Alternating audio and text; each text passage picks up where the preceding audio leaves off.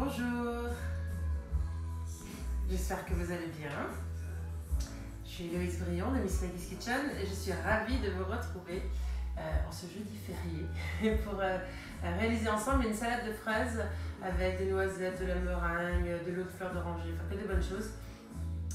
C'est une recette que j'adore faire en ce moment quand les journées commencent à devenir un petit peu plus chaudes, etc. C'est très simple à faire et c'est quelque chose, en fait, vous pouvez faire vraiment à la dernière minute. Alors, comme d'habitude, je suis avec Christophe, mon mari, qui est Bonjour. là, qui va pouvoir répondre, enfin ou lire en tout cas les questions, répondre à certaines questions. Donc n'hésitez pas à les lui poser. Merci toujours et encore pour toutes vos photos, vos mots, etc. pour de vos réalisations des recettes. Merci à Cézanne pour cette invitation. Je vous propose qu'on regarde un petit peu, on fasse un petit tour des ingrédients. Alors là, la recette, en fait, elle est pour à peu près 5-6 personnes. Mais bon, elle est tellement bonne que voilà. Alors, il faut 1 kg de fraises, d'accord? Là, j'ai un citron, mais on va utiliser le jus que d'un demi-citron. Mais ça dépend un petit peu de votre citron. Si le citron il est petit ou s'il n'a pas beaucoup de jus, n'hésitez pas vraiment à mettre tout le jus du citron en entier. Le jus d'une orange, de la menthe fraîche. On a de l'eau de fleur d'oranger ici. D'accord? Vous pouvez doser plus ou moins selon vos goûts. Des noisettes complètement cassées et de la meringue. Alors là, ce matin, j'ai pas eu le temps de faire des meringues, mais vous pouvez les faire maison. C'est aussi très bon. Ou là, de la boulangerie, pâtisserie, tout fonctionne. Moi, je les ai prises nature. Vous pouvez aussi choisir voilà, de les faire comme vous voulez. On y va? Alors, on va commencer par préparer les fraises. Alors, en plus, vous pouvez tout faire directement dans le plat, si vous voulez. Ce qui est quand même vraiment pas mal. Hop. C'est frais. C'est une recette pour moi, ça. Tu fais tout dans un plat, t'as pas milliard d'ustensiles. J'en mets pas partout. C'est clair. Encore, je suis capable d'en mettre partout, je pense. Là, il faut quand même peut-être une petite planche, tu vois, un couteau ou deux. Ouais, donc moi, il me faudrait 3 planches et 4 couteaux. Alors, pour ceux qui me suivent, je suis désolée parce que j'ai reçu plein de messages en panique me disant là là, j'ai pas reçu la newsletter. Je suis désolée. Cette semaine, La semaine est très chargée très pour nous. chargée. Au travail, là, c'est... En travail, et donc du coup, j'ai simplement pas eu le temps. On va essayer de faire un live aussi samedi sur le compte Miss Maggie's Kitchen. Je dois voilà, planifier un peu tout ça. Mais je me rattrape la semaine prochaine. Je vais vous envoyer une newsletter en bonne et due forme avec toutes les informations. Heureusement, Cézanne a partagé, a fait le travail à chaque fois pour moi en story sur les ingrédients, les photos, etc. Avec la super équipe. Donc voilà. Alors, cette recette, elle est dans le livre aussi, dans le livre chez Miss Maggie's Kitchen. Dans le livre, je dis de mettre un petit peu de sucre. Vraiment, après ça dépend de vos goûts. Je trouve que les fraises en ce moment, elles sont tellement sucrées qu'on n'a pas besoin d'en rajouter. Mais si vous le souhaitez, vous pouvez.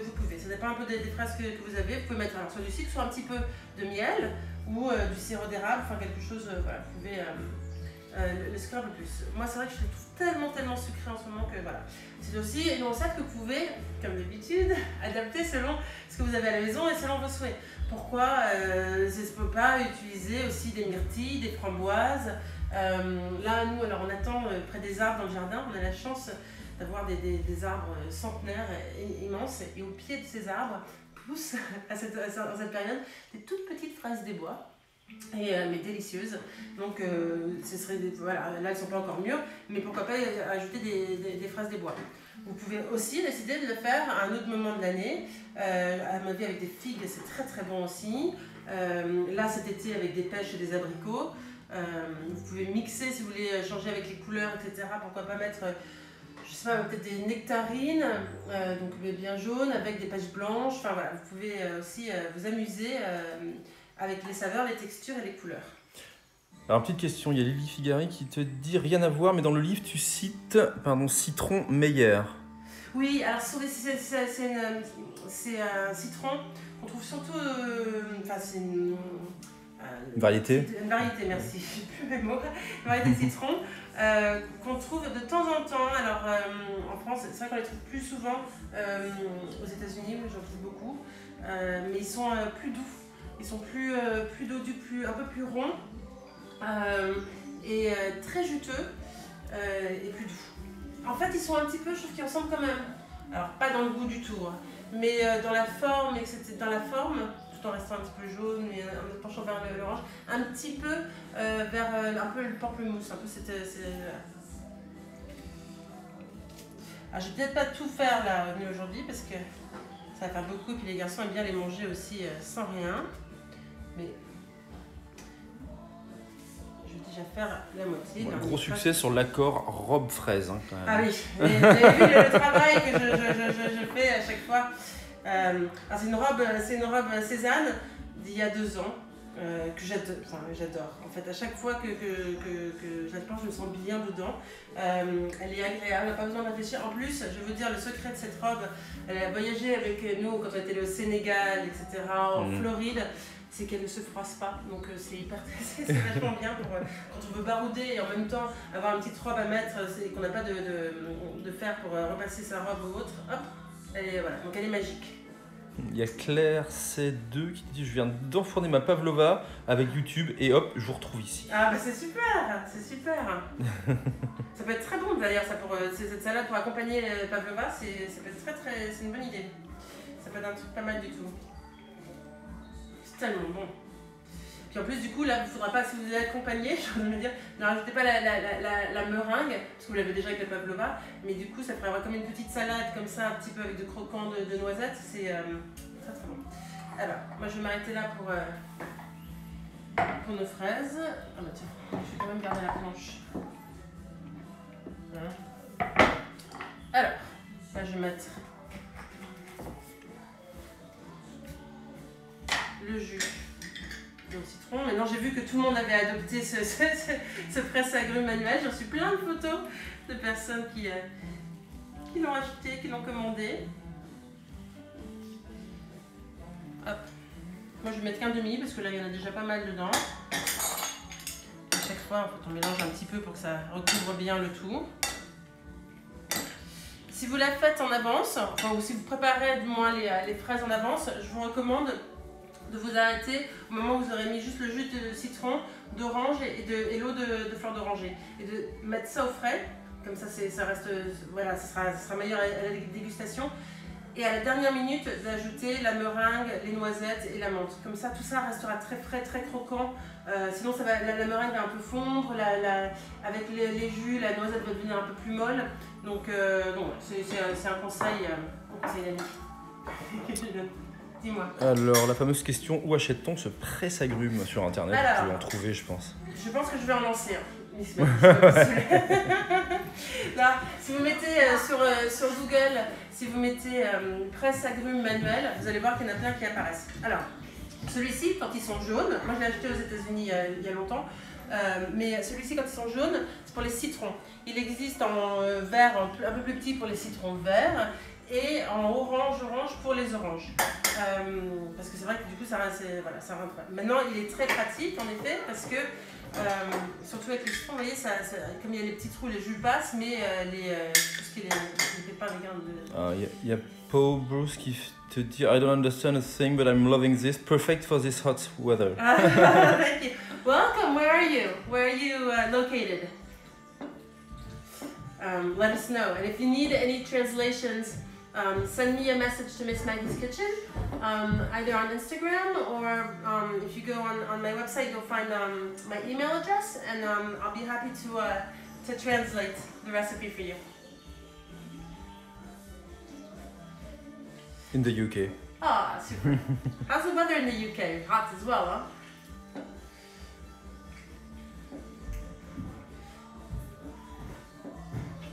Alors. Ah, il y a Joël qui vient d'arriver. Avez-vous fait la meringue? Non, aujourd'hui non. Je dois vous avouer, en fait, je voulais le faire et puis hier on a dû être en déplacement.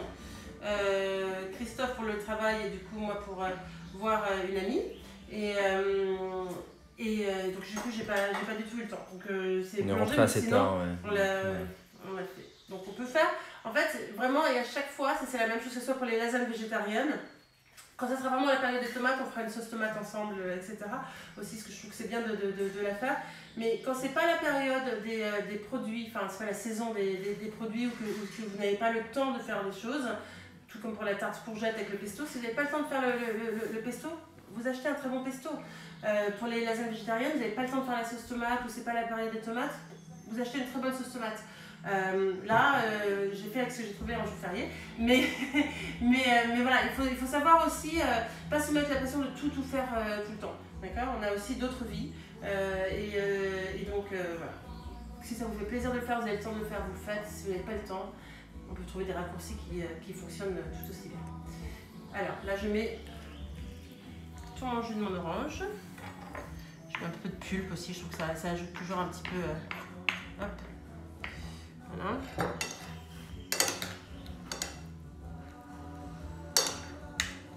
À ça, on va ajouter, vous allez voir, c'est très très simple. On ajoute l'eau de fleur d'oranger. Là, ça nous fait vraiment presque comme une soupe. Mais c'est tellement bon, c'est tellement frais que... Hop.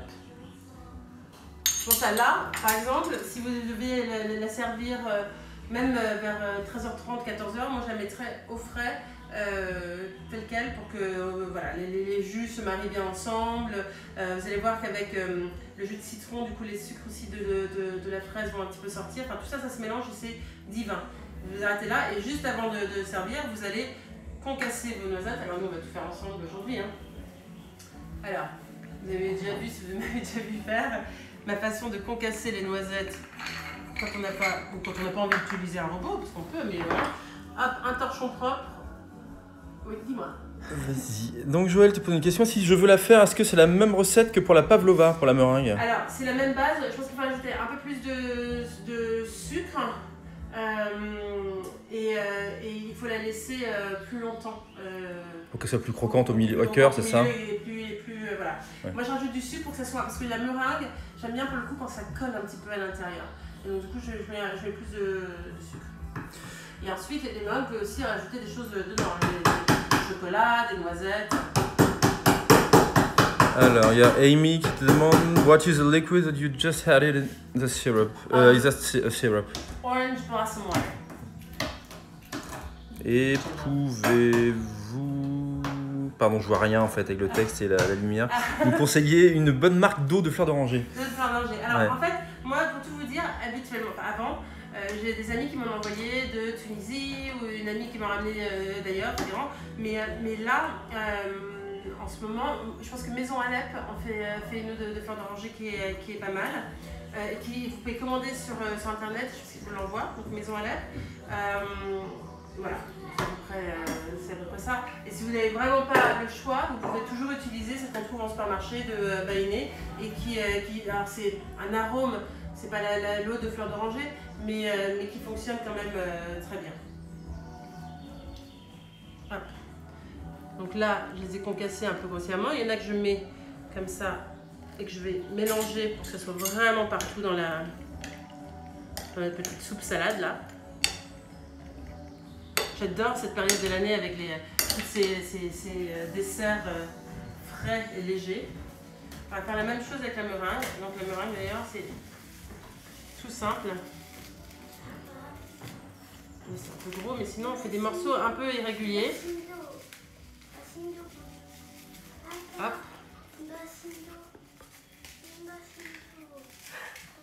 On a la visite de Balthazar. Hein, Bichou? Hop, il passe mon trait. Hop. Voilà. Combien de temps au frigo? Le temps qu'on veut. Le temps qu'on veut. Moi, si vous pouvez la servir aussi, la préparer. L'autre soir, je l'ai faite directement à la fin du dîner, sans que ce soit au frigo nécessairement. Ça, c'est vraiment comme vous le sentez. Maintenant, ça peut rester facilement une heure au frigo. Hein. On va ajouter un petit peu de menthe.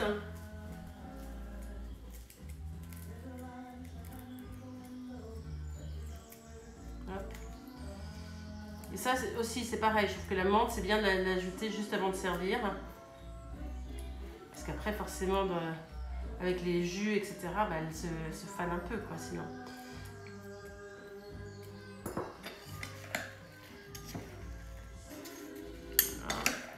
Vous pouvez aussi, si vous voulez, utiliser le reste de l'autre, la demi-citron, vous pouvez utiliser sans zeste si vous voulez.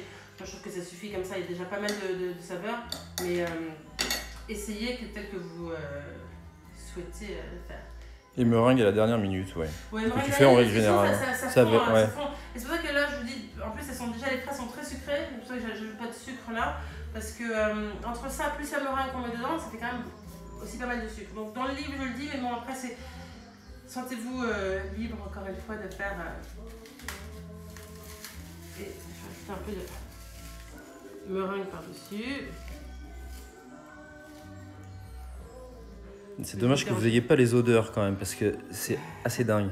C'est vrai que c'est... c'est sympa, hein. Ouais. La fleur cette salade d'oranger. de fraises, elle est quand même assez incroyable. Bah, ouais. Je sais, je peux vous dire, elle marche. On a un Elle copain marche bien, et en un fait. couple d'amis qui sont venus dîner l'autre soir. Je crois que j'ai vu son visage, c'était mon voisin du coup. À table, j'ai vu son visage changer. C'était trop drôle. Non, mais c'est vrai que c'est frais, c'est léger, c'est facile. Et les saveurs se mélangent bien ensemble.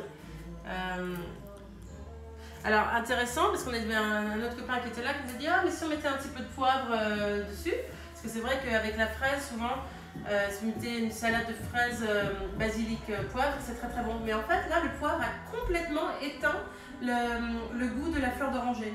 On le sentait puis après ça partait, donc du coup moi je ne vous recommande pas de mettre du poivre. Non, testez hein, si vous voulez, c'est que comme ça qu'on fait avancer aussi les choses et voilà.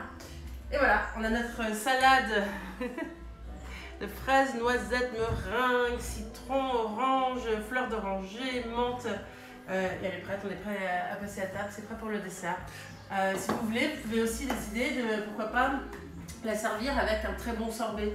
Moi je sais que j'adore la noix de coco par exemple, donc avec une boule de noix de coco, une boule de glace au yaourt tout simplement, c'est très très bon.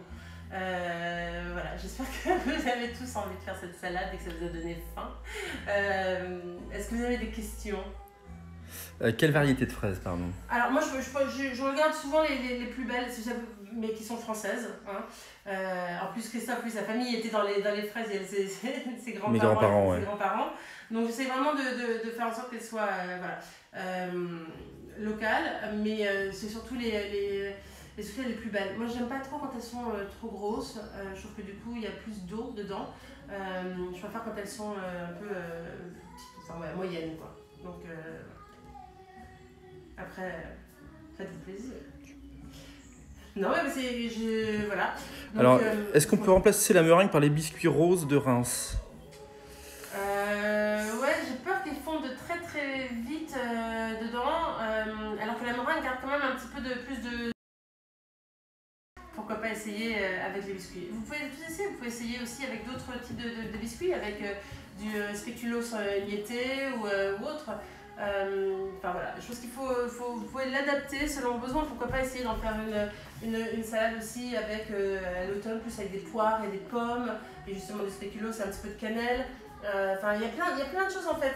Dès que vous commencez à ouvrir un peu les portes de la créativité, je pense que tout est possible. Donc faites-vous confiance en cuisine, faites-vous plaisir, essayez des choses. Vous n'êtes pas obligé d'essayer pour un grand plat, vous pouvez faire une petite portion pour faire vos tests et voir ce qui fonctionne le mieux. Et puis racontez-moi, dites-moi un peu vos retours, ce que vous avez aimé. En tout cas, je vous souhaite une très belle journée. Je vous tiens au courant pour samedi. Et puis pour le programme de la semaine prochaine, promis, je vais vous faire un live, un newsletter avec un live. Donc de toute façon, il y aura mardi et jeudi, c'est sûr, ici sur Cézanne. Et puis après, on essaie de voir pour le reste. Je vous embrasse très fort et je vous dis à très bientôt. Ciao!